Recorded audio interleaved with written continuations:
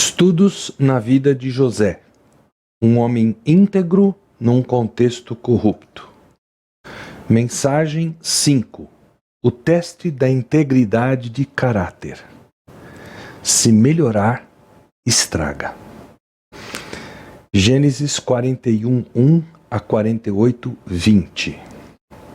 A essa altura, você já percebeu que muito da força de José em resistir às tentações tem ligação direta com a crença dele num Deus soberano, um Deus que tinha um plano perfeito para a vida dele, que valeria a pena cooperar com esse Deus, alguém que não só criou o universo, mas o sustenta, alguém que faz todas as coisas segundo o propósito da sua vontade, como Paulo declara aos Efésios capítulo 1, versículo 11, alguém que depois de fazer com que Jó passasse por adversidades maiores que as de José, fez com que Jó o visse, fosse além do conhecimento teórico e chegasse a exclamar: sei que pode fazer todas as coisas, nenhum dos teus planos pode ser frustrado. Jó 42, 2.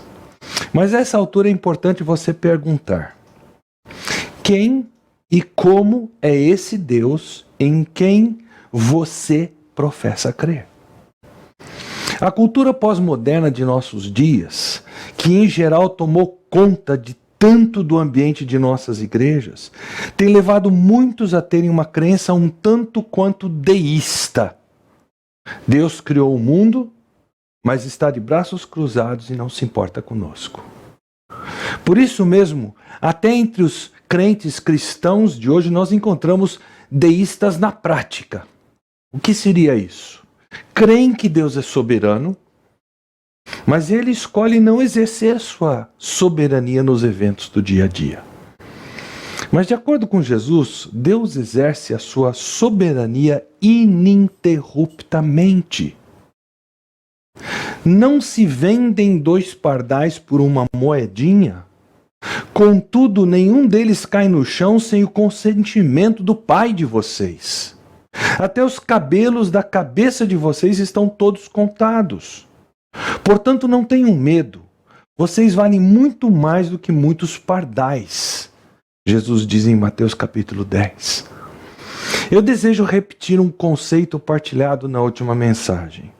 Enquanto é fato que o amor de Deus não nos protege de toda dor e sofrimento, como se fosse uma redoma ao nosso redor, também é verdade que toda dor e todo sofrimento estão debaixo do absoluto controle de Deus. Jó sabia disso, ou melhor, José sabia disso.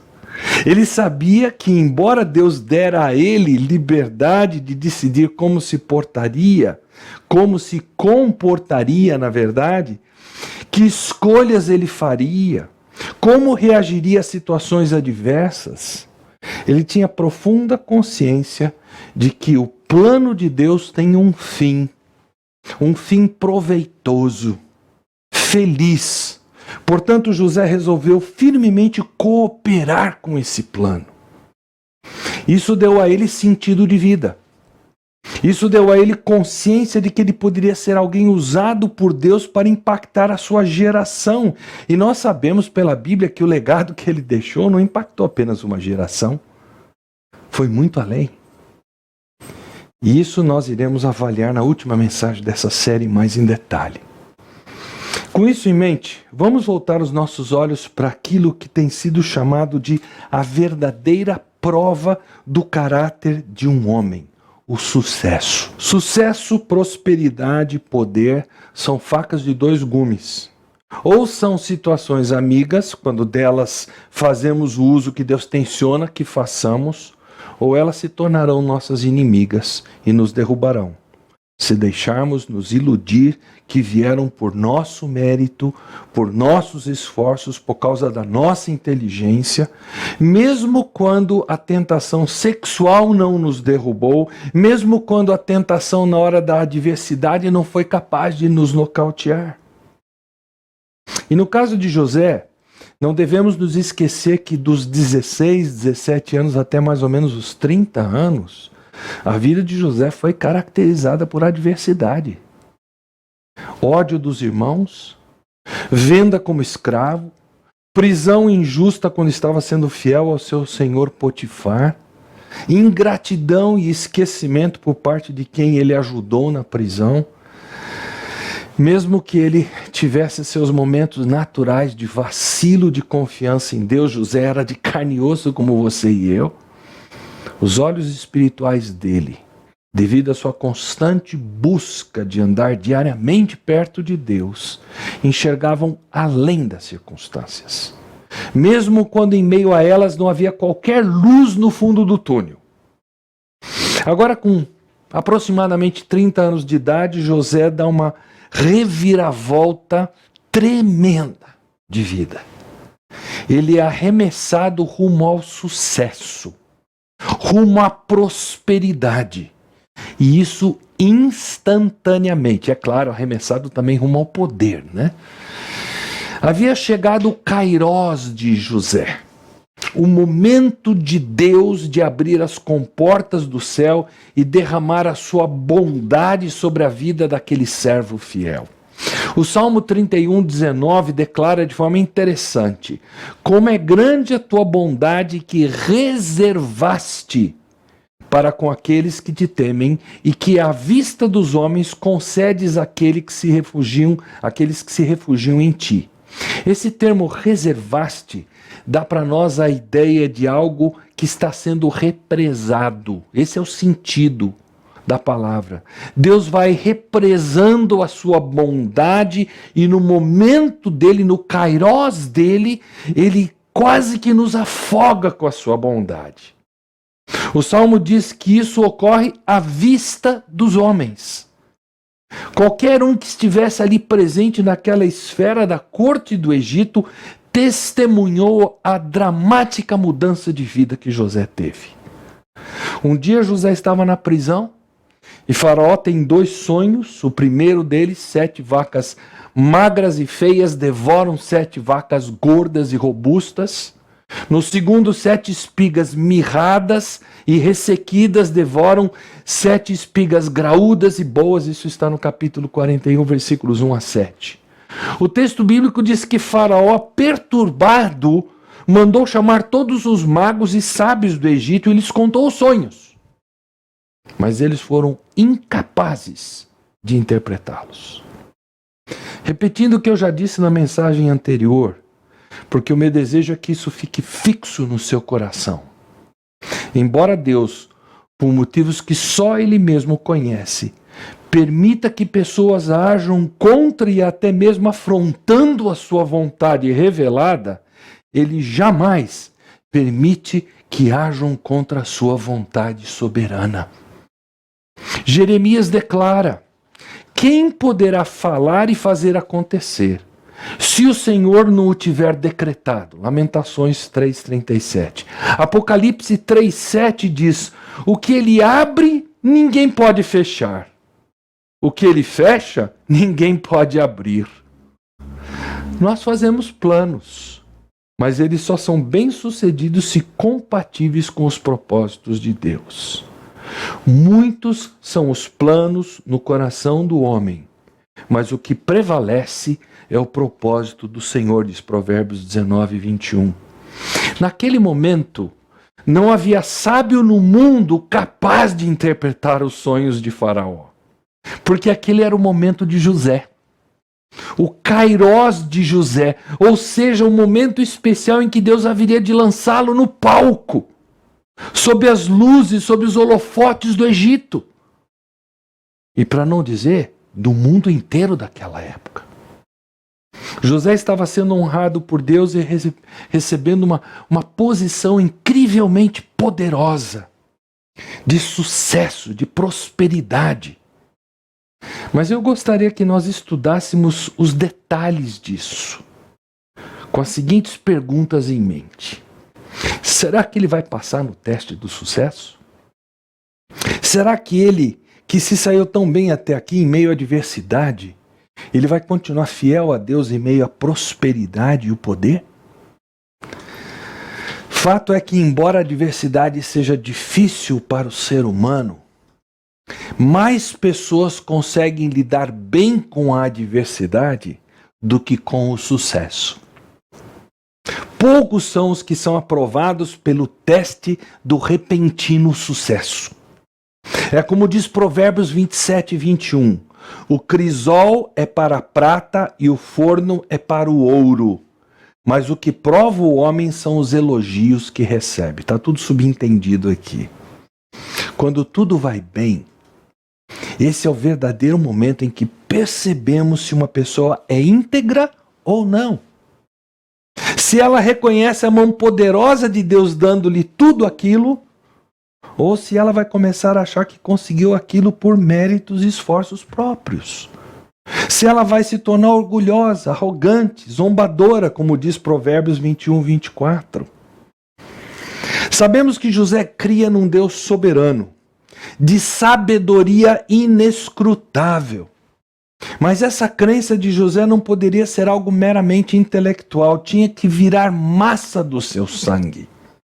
Então, recapitulando a sua trajetória, de predileto do pai, pela inveja e ódio dos irmãos, ele foi para dentro de um poço.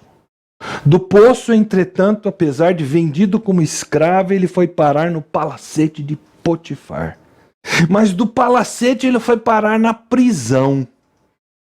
Mas agora da prisão, ele vai parar no palácio do homem mais poderoso do mundo para ser seu executivo. Quando nós cremos de fato que Deus é soberano, cuja sabedoria é impossível de ser investigada por nós, homens finitos, e essa crença acaba se tornando um estilo de vida para nós, ela desce daqui da mente para cá, para o nosso coração. Ela domina a nossa vida, como fez com José. E isso nos traz a ideia central dessa mensagem. Quando a crença na soberania de Deus e em sua sabedoria insondável se torna a prática que domina a nossa vida, Deus tem prazer em dar sinais claros de sua bênção ao nosso sucesso. Quais são então os sinais de que Deus honrou pessoalmente a José? Primeiramente, libertou-o da prisão. Você se recorda do copeiro de Faraó, para quem depois de interpretar o sonho na prisão e talvez numa tentativa humana de dar uma mãozinha para Deus, José diz para ele: quando estiver indo bem com você, lembre-se de mim, seja bondoso para comigo, fale de mim ao Faraó e tire-me desta prisão. Você se lembra disso, certo? Pois é, nós vimos que Deus presenteou esse copeiro com uma amnésia de 2 anos. Mas agora, diante dos sonhos de Faraó, diante da incapacidade dos magos e sábios do Egito de interpretarem esses sonhos de Faraó, e diante da inquietação de Faraó, eis que a amnésia do copeiro é repentinamente curada. Capítulo 41, versículos 9 a 14, resumindo, nós lemos o seguinte: Então o chefe dos copeiros disse a Faraó: hoje me lembro das minhas faltas. Percebeu? Deus fez com que ele se lembrasse de que ele havia sido injusto ao se esquecer de José. Aí ele conta: certa vez o faraó ficou irado com seus 2 servos e mandou prender-me junto com o chefe dos padeiros na casa do capitão da guarda. Certa noite cada um de nós teve um sonho, e cada sonho tinha uma interpretação. Pois bem, havia lá conosco um jovem hebreu, servo do capitão da guarda. Contamos a ele os nossos sonhos e ele os interpretou, dando a cada um de nós a interpretação do seu próprio sonho. E tudo aconteceu conforme ele nos dissera. Eu fui restaurado à minha posição e o outro foi enforcado. Eu preciso abrir um parêntese aqui, antes de tratar da saída de José da prisão. Você reparou em como o chefe dos copeiros se refere a José? Está bem no meio da tela que você está vendo agora. Ele se refere a José como servo de Potifar. José ficou conhecido pela fidelidade dedicada ao chefe da guarda, tanto na sua casa quanto na prisão, sob as ordens do carcereiro. José não ficou conhecido como o homem que tentou transar com a mulher de Potifar, porque isso simplesmente não ocorreu. Era uma mentira. Isso para mim é uma prova clara de que quando nós somos íntegros, Deus cuida da nossa reputação. Porque a reputação de Deus é que está em jogo. A nossa reputação é a reputação de Deus. Fecha parênteses. Faraó, que não era bobo nem nada, manda chamar José e já foi dizendo, capítulo 41, versículo 15, tive um sonho e ninguém consegue interpretar, mas ouvi falar que você, ao ouvir um sonho, é capaz de interpretá-lo. Você se lembra das perguntas que eu sugeri que nós tivéssemos em mente? Será que José vai passar no teste do sucesso? Será que ele que se saiu tão bem até aqui, em meio à adversidade, vai continuar fiel a Deus em meio à prosperidade e o poder? Enquanto nós estamos vendo o que José recebeu de bênção das mãos de Deus, em termos de sucesso, poder e prosperidade, nós vamos paralelamente analisando o que José fez para manter-se fiel. José estava diante de uma encruzilhada. Ele haveria agora de se aproveitar da oportunidade, tirar uma casquinha, bajular Faraó, ganhar o favor dele e tornar-se humanamente poderoso? Ou ele haveria de dar crédito a Deus por tudo que havia acontecido, por tudo que haveria de acontecer? José optou pelo único caminho sadio e verdadeiro. Ele jamais teve o sucesso, a prosperidade e o poder como alvos de vida. Ao contrário que reza a cartilha dos defensores da teologia, da saúde e da prosperidade que entulha a TV brasileira com esses programas chamados evangélicos, José jamais viu essas coisas, sucesso, prosperidade e poder, como fins a serem perseguidos. José sabia que as suas motivações eram um fator chave para contar com o único e verdadeiro sucesso, a única verdadeira prosperidade, o único verdadeiro poder que ele pudesse sonhar em perseguir: uma vida íntima com Deus, ser fiel ao seu Deus e honrá-lo. José sabia que a única forma de sucesso, de prosperidade, de poder, desses elementos não lhe subirem à cabeça, seria obedecendo o cronograma de Deus. Tinha que ser através dos degraus galgados, no tempo de Deus e com uma consciência limpa diante de Deus. Quantos há hoje em dia, conhecedores de Deus, que abrem mão de uma consciência limpa, à busca de sucesso, de prosperidade e poder mais imediatos? Não sabem esperar o kairós de Deus. E aí vem a naufragar na fé, como Paulo fala de Alexandre e Himeneu lá em 1 Timóteo 1,20. Eu já fui um pequeno empresário no passado. Eu já tive o meu próprio negócio, uma microempresa de traduções e escola de inglês. Eu vi mais de perto como funciona a mente de empresários que, para sobreviver à injustíssima carga tributária que nós temos no nosso país, que é a maior carga tributária do mundo, abrem mão de uma consciência limpa, sonegam impostos, em lugar de confiar em Deus, em lugar de enxergarem que os impostos injustos são como um campo de provas para confiar na fidelidade de Deus, em lugar de entenderem que mesmo nessa situação de tremenda injustiça, Deus está no controle, continua soberano. Você já se espantou diante do repentino abrir das comportas celestiais, como nós vimos no Salmo 31:19, quando Deus parece te afogar com tanta bondade, em forma de sucesso, prosperidade e ou poder?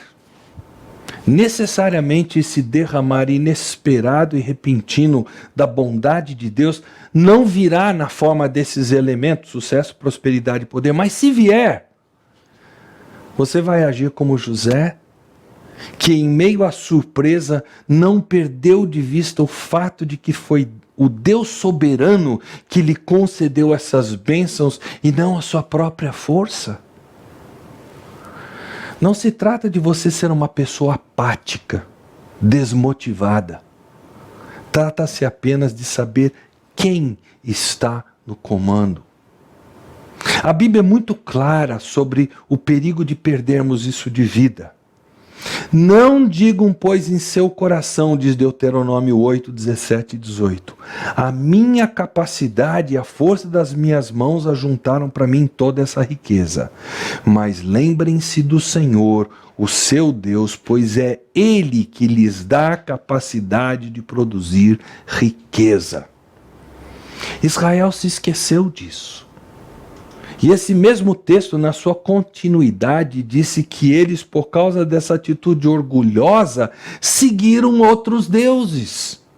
E todos sabemos como isso foi a brecha que o inimigo queria para que eles não usufruíssem de uma bênção que era condicional, o desfrute da terra prometida. Eles tinham a propriedade, mas escolheram não desfrutar dela. É por isso que a Bíblia é tão clara quanto a diretrizes nesse sentido, tanto no Antigo quanto no Novo Testamento. Ordene aos que são ricos, diz Paulo em 1 Timóteo 6,17, no presente mundo, para que não sejam arrogantes, nem ponham a sua esperança na incerteza da riqueza, mas em Deus que tudo nos provê ricamente para a nossa satisfação. Como anda seu desfrutar de uma vida na terra prometida, que para nós crentes não é o céu, como até hinos têm sido escritos a esse respeito, e eu entendo que isso é uma maneira poética de tratar a terra prometida. Mas para nós, terra prometida é sinônimo de vida cheia do Espírito Santo aqui e agora. Como anda a sua vida aqui e agora? Ela é cheia do Espírito Santo?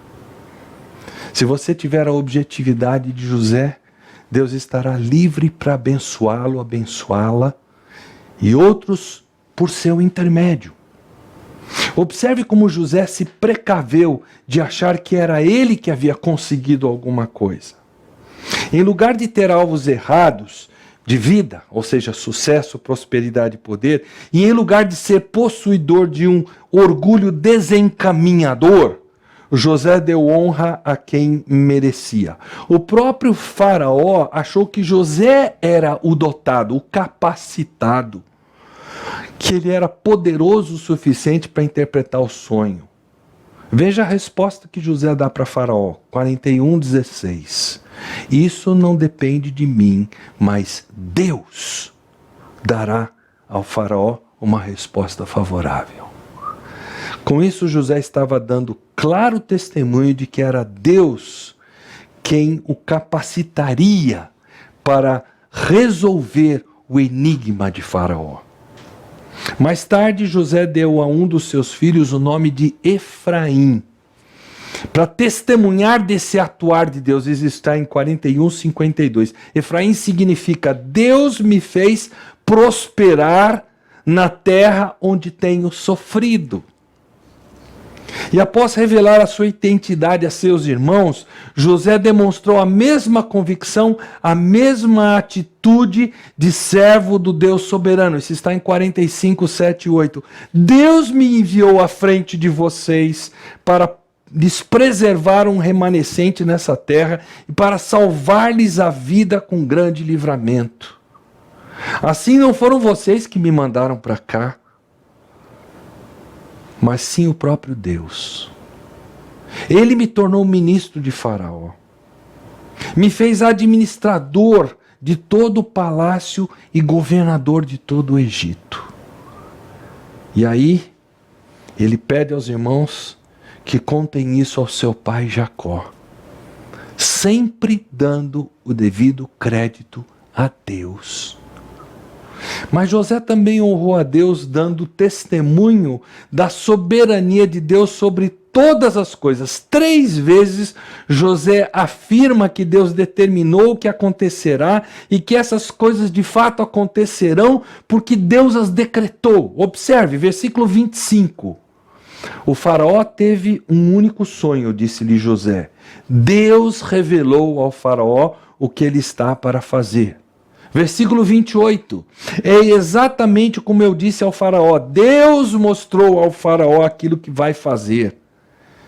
E depois no versículo 32 ele complementa.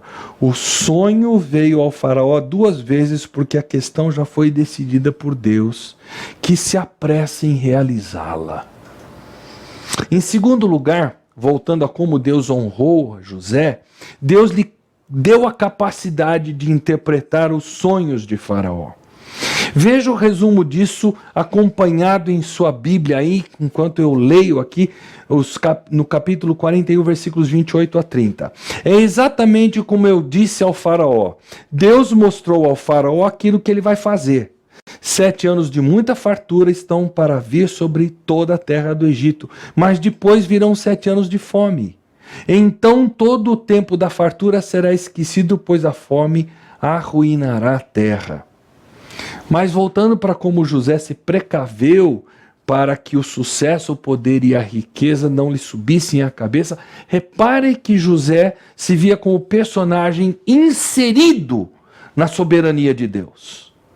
Atentem para o fato de que em momento algum José procurou benefício próprio. Ele simplesmente colocou o dom que Deus lhe dera para funcionar em benefício de quem estava à sua volta. Qualquer outra atitude, José sabia que seria leviana. Será que não é um personagem como José que Paulo tem em mente ao dizer lá aos Gálatas: e não cansemos de fazer o bem, pois no tempo próprio colheremos. Enquanto temos a oportunidade, façamos o bem a todos, especialmente aos da família da fé. Gálatas 6, 9 e 10. Observe como esse princípio continuou a tônica na vida de José quando ele já estava revestido de poder. Em Gênesis 41, 57 nós lemos: e de toda a terra vinha gente ao Egito para comprar trigo de José, porquanto a fome se agravara em toda parte. Que dom espiritual você possui? Dom de contribuir? Dom de exercer misericórdia? Dom de ensinar? Dom de servir? Dom de exortar e encorajar? Dom de presidir? Ou dom de profetizar? Profetizar no sentido de confrontar com a verdade revelada por Deus em sua palavra. Você tem posto isso a serviço de Deus? Para o bem de quem está à sua volta? Ou o dom espiritual para você é uma questão de massagear o seu ego? Você busca aquilo que dá mais palco, mais holofote. E as habilidades naturais dadas por Deus, como a música, por exemplo, não são fins em si mesmas. São meios para glorificarmos a Deus, fazendo bem aos outros. Ou também podem virar meramente palco, holofotes, massagem de ego. Deus também honrou a José, dando a ele sabedoria para sugerir um plano de emergência contra a fome. Eu acho muito interessante que José tenha tido a ousadia de dizer a Faraó o que fazer, porque a tarefa dele era interpretar o sonho. Mas ao colocar em prática o seu dom, fica óbvio que também José tinha o dom de presidir, o dom de administrar. Foi o que fez na casa de Potifar, depois ele fez na prisão também. José tinha por força de dom que apresentar uma solução. E foi exatamente isso que ele fez. Arrume um administrador capaz, de sua confiança a Faraó para superintender o seguinte plano de emergência. estabelecer supervisores para recolherem 1/5 da colheita e a armazenarem de forma descentralizada, servindo de estoque para os anos de fome. Há quem queira ver isso como manipulação, mas eu discordo. Manipulação é característica de quem acha que é dono do seu próprio destino, de quem está atrás de proveito pessoal. Consciente de que o plano vinha de Deus, José o partilhou livremente, sem qualquer culpa. Tão diferente do toma lá, dá cá existente hoje na cultura brasileira, de homem público mais graduado até o cidadão mais simples, mais comum, aquela filosofia, o que é que eu levo nisso? Não, José não estava nessa. E eu creio que foi isso que foi o antídoto contra o veneno do orgulhar-se, do deixar o sucesso subir a cabeça. O plano veio por inspiração divina, porque Deus dotara José de uma visão típica de quem tem o dom de presidir, quem enxerga o quadro todo e como cada peça compõe o quebra-cabeça e se encaixa para um fim proveitoso. José não se sentia com direitos autorais sobre o plano de emergência. Ele nascera no coração de Deus. José tinha ciência de ser apenas o veículo que Deus havia usado para colocá-lo em palavras diante de Faraó. Se esse não fosse o caso, transpareceria para nós, para o próprio Faraó, que era manipulação. Ser colocado naquela posição era algo com que José não sonhava. Mas Deus não se limitou a honrar pessoalmente a José. Ele fez com que Faraó exaltasse José. Aos 30 anos de idade, de um obscuro auxiliar de carcereiro, preso, não se esqueçam, ele vira executivo no comando do Egito em questão de minutos. Talvez o tempo dele tomar banho e fazer uma barba. Seria equivalente hoje a estar preso numa penitenciária das nossas e em questão de minutos assumir o lugar de ministro com poderes especiais. Pouca coisa? Não. Muita coisa. Muito rápido. Quando o sucesso vem de Deus, Ele usa aqueles que estão em posição de autoridade sobre nós para nos exaltar. Observe a escalada de José. Ele foi feito segundo no comando do Egito, só abaixo de Faraó. Depois de ouvir o plano de emergência, Faraó se dirigiu a todos os que estavam naquele recinto, obviamente só gente de autoridade ali, e perguntou de forma retórica, Gênesis 41, 38 a 41. Será que vamos achar alguém como este homem, em quem está o Espírito Divino? Uma vez que Deus lhe revelou todas essas coisas, não há ninguém tão criterioso e sábio como você. Você terá o comando do meu palácio, e todo o meu povo se sujeitará às suas ordens. Somente em relação ao trono serei maior que você. Entrego a você agora o comando de toda a terra do Egito. Essa declaração de Faraó, em termos de hoje, colocava José como ministro de Estado com superpoderes. Não tem nada a ver com o que nós estamos tratando agora, mas você já pensou como deve ter se sentido a esposa de Potifar nesse momento? Minha é a vingança, eu retribuirei, diz o Senhor. Potifar agora se curvava a José. Imagina a esposa de Potifar. Segundo, José recebeu autoridade. Rapidamente observe os sinais de autoridade. Em seguida, versículo 42, o faraó tirou do dedo o seu anel selo e o colocou no dedo de José. Autoridade pública absoluta para assinar documentos como se fosse o próprio rei. Era como se José fosse o filho que Faraó não tinha. ou se tinha, não confiava. Continuando o texto, mandou-o vestir linho fino e colocou uma corrente de ouro em seu pescoço, sinônimo de prestígio, prosperidade e marca de favor especial do rei. Versículo 43. Também o fez subir em sua segunda carruagem real, à frente os arautos iam gritando: abram caminho. Você quer botar isso em contexto? É como se você...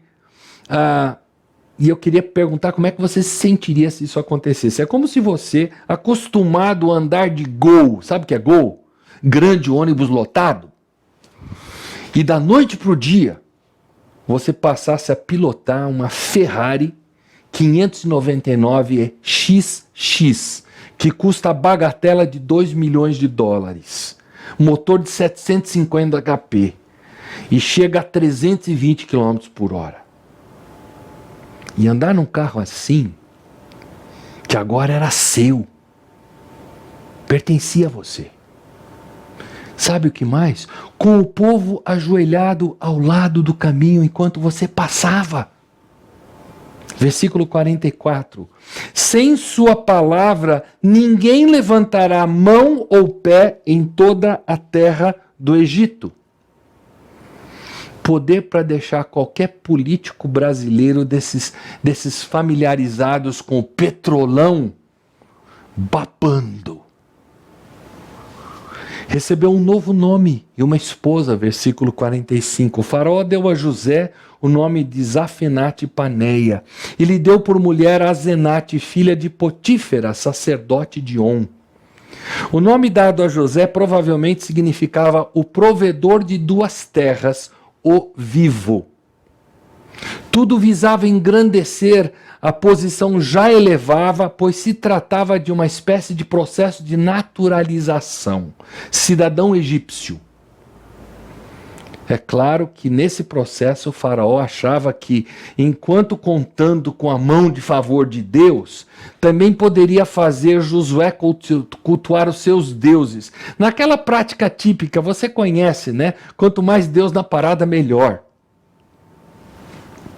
E vejam que a esposa que ele ganhou de presente, Azenate, era filha de um sacerdote de um dos deuses do panteão egípcio. Mas tudo isso visava tornar José mais aculturado possível. Essa era a intenção de Faraó. Era fator de orgulho para os egípcios ver que ele havia se tornado um deles. Mas mesmo recebendo todos esses sinais de honra, José não se esqueceu do seu Deus. E para sacramentar tudo, Deus continuou a abençoar José, dando-lhe sucesso à frente do empreendimento contra a fome. Não é preciso nem comentar, nós vamos ver isso em detalhes numa mensagem mais adiante, basta ler o que a Bíblia diz em alguns versículos. Durante os 7 anos de fartura, a terra teve grande produção. José recolheu todo o excedente dos 7 anos de fartura no Egito e o armazenou nas cidades. Em cada cidade ele armazenava o trigo colhido nas lavouras das redondezas. Assim José estocou muito trigo como a areia do mar. Tal era a quantidade que ele parou de anotar, porque além de toda a medida. Começaram 7 anos de fome em todas as terras, mas em todo o Egito havia alimento. Quando a fome já havia se espalhado por toda a terra, José mandou abrir os locais de armazenamento e começou a vender o trigo aos egípcios. E de toda a terra vinha gente ao Egito para comprar trigo de José, concedendo-lhe filhos. Antes dos anos de fome, Azenate deu a José 2 filhos. Ao primeiro, José deu o nome de Manassés, dizendo: Deus me fez esquecer de todo o meu sofrimento e toda a casa de meu pai. Ao segundo chamou Efraim, dizendo: Deus me fez prosperar na terra onde tenho sofrido. José, através do nome dos seus filhos, atesta que Deus capacitou-o para esquecer-se das dificuldades passadas e a ser frutífero. A esposa dele tinha nome egípcio. A ele deram um nome em egípcio também. Mas a seus filhos, ele deu nomes hebraicos. Não se esquecendo da sua origem. Não se esquecendo do seu Deus. Em terceiro lugar, dando-lhe a alegria de rever seu pai e cuidar de sua velhice. José não só teve a alegria de reencontrar o seu pai idoso. O texto retrata que assim que José viu seu pai, correu para abraçá-lo e abraçado a ele chorou longamente, diz o capítulo 46, versículo 29. Mas ele também pôde providenciar sustento para o seu pai, diz 47, 12. De uma forma respeitosa, José pôde dizer com isso ao pai: o senhor se lembra de como reagiu quando eu lhe contei o meu segundo sonho? O senhor não está se curvando diante de mim, mas eu estou podendo, pela graça de Deus, cuidar da sua velhice de forma digna. Quarto lugar, permitindo que seus 2 filhos fossem abençoados por Jacó, tornando-se pais de 2 tribos de Israel. O texto bíblico é interessante. José foi o único dos irmãos a quem foi concedida a alegria de ver seus filhos receberem a bênção de Jacó, Israel àquela altura, né? E foi uma bênção para ninguém botar defeito. Ouçam a bênção. Que o Deus a quem serviram meus pais, Abraão e Isaque, o Deus que tem sido meu pastor em toda a minha vida até o dia de hoje, o anjo que nos redimiu de todo o mal, abençoe estes meninos. Sejam eles chamados pelo meu nome e pelos nomes dos meus pais Abraão e Isaque, e cresçam muito na terra. O povo de Israel usará os seus nomes para abençoar uns aos outros com esta expressão: que Deus faça a você como fez a Efraim e a Manassés. Eu preciso concluir. Alguém pode se perguntar: como José se saiu tão bem diante do sucesso? Ele cria que o sucesso não era dele.